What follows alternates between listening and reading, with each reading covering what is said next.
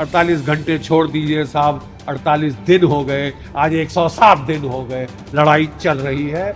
और अब Donald Trump घुटने टेक कि क्योंकि हम उस वक्त दुनिया पूरी चुप्पी साध गई कि अमेरिका बड़ा ताकतवर है, अमेरिका बड़ा ये है, डोनाल्ड ट्रंप बड़ा दादा है, ठीक है, तो हम चुप रहे, नहीं तो हम पे ना चढ़ रहा है। ठीक है साहब, आप चुप रहेंगे तो वो आप पे चढ़ेगा। हमारे 3 जहाजों पे हमला हुआ है, हमारे 3 जो हैं नाविक, उनको मार डाला। एक शब्द नहीं है सॉरी का, माफी का, गलती हो गई, कुछ नहीं। हमारे बाप का राज अगर ये आपका रवैया है तो हम भी इनके साथ, हम भी ईरान के साथ खड़े। भारत के नागरिक ना तो गली के कुत्ते हैं, ना नाली के कीड़े हैं। वो मर गए तो मर गए, क्या फर्क पड़ता है। रंग में भंग नहीं होना चाहिए साहब। G7 की मीटिंग हो रही है, फोटो ऑफ होने हैं, ये होने, बाहर में जाए फोटो। हमारे 3 घरों में मातम मन रहा है। शहादत कुर्बानी क्या होती है, भाई को खोना क्या होता है, मैं जानता हूं। मेरे बड़े भाई साहब 1965 के युद्ध में शहीद हुए थे। सब लोग आए अफसोस करने, सारे मिनिस्टर पहुंच गए, सब लोग पहुंच गए। 3 दिन के बाद हमारे घर में अंधेरा था, दिवाली में हमारे घर में अंधेरा। साहब हमसे तो नहीं देखा सर, लुक सामने रखिए ना। हमसे तो बिल्कुल नहीं देखा जाता कि आप एक भी हिंदुस्तानी का कत्ल करें, खरोच निकालें। पाकिस्तान ने ये किया था, उसको संदूर में आके खमियाजा भुगतना पड़ा। डोनाल्ड ट्रंप साहब क्या समझते हैं, वो बहुत ताकतवर हैं, बहुत बड़े दादा हैं। आपकी दादागिरी हमने ईरान के खिलाफ देख ली है, कितने दादा हो तो।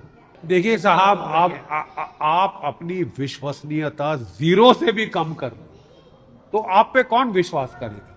हर बार आपने बोला है कि मैं जो है सीज फायर करूं, ठीक है।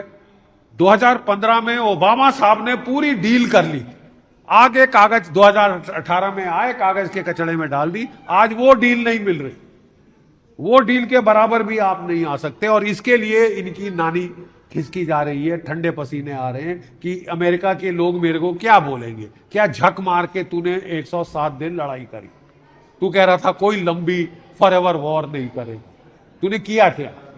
तबाही कर दी है दुनिया की इकोनॉमी, भारत की इकोनॉमी को चोट पहुंचाई है। और हमको कहा जा रहा है कि ग्रिन एंड बेयर इट, कि मुस्कुराओ, तुमको मुंह पे लात मारेंगे, नाक में से खून बहाएंगे, तुम मुस्कुराओ क्योंकि तुम हमारे दोस्त हो। अरे साहब, ऐसे दोस्त हैं तो दुश्मन भले, शत्रु बोध हो गया है हमें, आप कितने दुश्मन हैं कितने नहीं है। 3 भारतीय जानें आपने दी है, क्या एक भी चीन का जहाज को खरोच आई है। 90% ईरान का तेल कहां जा रहा है, चीन को जा रहा है। 90% ईरान का तेल चीन को जा रहा है। 80 जहाज, 100 जहाज चीन के निकल गए। एक के ऊपर आपने हमला किया नहीं किया। रूस के जहाज को हाथ लगाने की हिम्मत है तुम में, अमेरिका नहीं है। तो क्या सोच के आपने भारत पे चढ़ गए कि ये कमजोर है। अबे न्यूक्लियर बॉम्ब है हमारे पास, ईरान के पास नहीं थे। उसने तुम्हारी ऐसी तैसी कर दी है, तुम्हारी बत्ती बंद हो गई है साहब, नाक से धुआं निकल रहा है, ठीक है। और भारत के ऊपर उंगल मत देना साहब, उंगल टूट जाएगी क्योंकि यहाँ की जनता में आक्रोश। गाजा पे सवाल उठा जिससे जयशंकर ने भी जिस तरीके से बातचीत की यूएस से, क्या लगता है जिस तरीके से 3 भारतीय की मौत के बाद कहीं ना कहीं विदेश जो मंत्री हैं उनका कहीं ना कहीं इसमें जवाबदेही बनती है। देखिए साहब, ये किसकी जवाबदेही बनती है किसकी नहीं बनती है, हम देखना चाहते हैं अंतिम रिजल्ट क्या है। क्या ये हमले चलते रहेंगे या हम आवाज उठाएंगे। हमारी पहली आवाज, हमारी गलती में मुझे लगता है ये हुई कि हमने बड़ी धीमी आवाज उठाई कि यार अमेरिका बहुत ताकतवर है, अमेरिका से हमको ट्रेड डील करनी है। अब तुम ट्रेड डील के लिए मरे क्यों जा रहे हो यार। अगर नहीं होती ट्रेड डील अमेरिका में से तो क्या कयामत आ जाएगी। नहीं ना, क्या कयामत आ जाएगी। क्या हम यूरोप को नहीं बेच सकते, चीन को नहीं बेच सकते, रूस को नहीं बेच सकते, अफ्रीका को नहीं बेच सकते। दूसरी मार्केट ढूंढो। हर दिन ये हमको कोई ना कोई धमकी देना, 50% टैरिफ लगाएगा। फिर सुप्रीम कोर्ट अमेरिका की ने डाउन कर दिया कि केवल 10%, तो 12% हमारे पे और लगाया कि फोर्स लेबर कर रहे हैं। पाकिस्तान में फोर्स लेबर नहीं हो रहा। टेररिज्म आपको केवल ईरान में दिख रही है, पाकिस्तान टेररिज्म नहीं कर रहा। उसके आसिफ मुनीर को गोदी में क्यों बिठा रहे। क्यों उसको उकसा रहे हो पालतू कुत्ते की तरह कि और काटो भारतवर्ष? देखिए साहब, बहुत हद से ज्यादा चीजें बढ़ जा रही हैं और शत्रुबोध हमको अब धीरे धीरे हो रहा है। अगर कई लोगों के आंख से पर्दा अभी भी नहीं गिरा है तो मुझे लगता है कि अमेरिका खुद गिरा है। सर, गाजा में 1 लाख 3 साल से लगातार मौतों का सिलसिला बढ़ता जा रहा है। अभी भी इजराइल जो है गाजा के ऊपर हमला कर रहा है।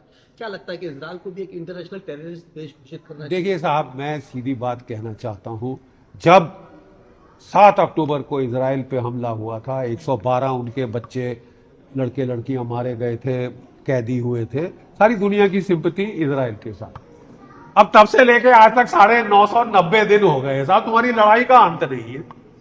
आपके 1200 गए थे तो आपने तो 1,20,000 मार डाले हैं और अंत नहीं दिख रहा ना साहब। तुम्हारी जो सिंपैथी थी वो गई है साहब, और अब आप हमारे सबसे बड़े दोस्त बनते हो। और हम लोग भी कदर लिहाज कर रहे थे, अभी तक हम लोग नहीं बोल रहे थे, क्योंकि साहब हर लड़ाई में इन्होंने हमारा साथ दिया। सीधी बात, मैं 2 टूक शब्द की मैं बात करता हूं, लेकिन साहब अब आप हमको पेट में लात मार रहे हैं। हमारी इकोनॉमी का भट्टा बिठा दिया है साहब आपने और अमेरिका ने मिलकर। भारत की इकोनॉमी की तबाही की ओर धकेले जा रहा है। हम 7% पर एनम ग्रोथ रेट पे बढ़ रहे थे, 5.9% पे आ गए। 720 अरब डॉलर फॉरेन एक्सचेंज रिजर्व था हमारे पास, आज 550 के करीब आ गए और घटता जा रहा है। 32% हमारा फर्टिलाइजर वहां से आता, गल्फ से आता है। पहले हम गल्फ से तेल लेते थे, वो बंद करा दिया। हमने रूस से तेल लेना शुरू किया, वो बंद करा दिया। कह रहे 500% टैरिफ लगाएंगे। अरे तुम दोस्त हो या दुश्मन हो? तुम तो मुंह में राम राम, बगल में छुरी है साहब। और हम मिनाज पे चुप रहे कि यार वो कहते हैं ना, जब जर्मनी में एडोल्फ हिटलर ने कत्लो गारत शुरू किया तो लोग कहते थे अच्छा हुआ यार मेरे घर नहीं आई जेस्टापो, पड़ोसी के घर है। ठीक है साहब, फिर उनको पता चला कि कुछ दिनों के बाद उसके घर आ गए। तो यही तकरीबन यही तमाशा हो रहा है। हम लोग चुप बैठे रहे और हमारे 3 जहाजों पे हमले हुए, एक के बाद एक भारतीय जहाजों पे। रूस पे नहीं, चीन पे नहीं, क्योंकि उनसे डरते हैं। हम उनको दोस्ती के नाम पे बनाओ चार्ली, आप समझ रहे हैं ना क्या शब्द बोल रहा हूं, क्योंकि फौजी भाषा मेरे को अच्छी खासी आती है, लेकिन अब फौजी भाषा इस्तेमाल करने का वक्त आ गया है। आप हमारे लोगों की जान ले रहे हो, ठीक है साहब। और ये भारत की जानें इतनी सस्ती नहीं है। Indians are not for killing.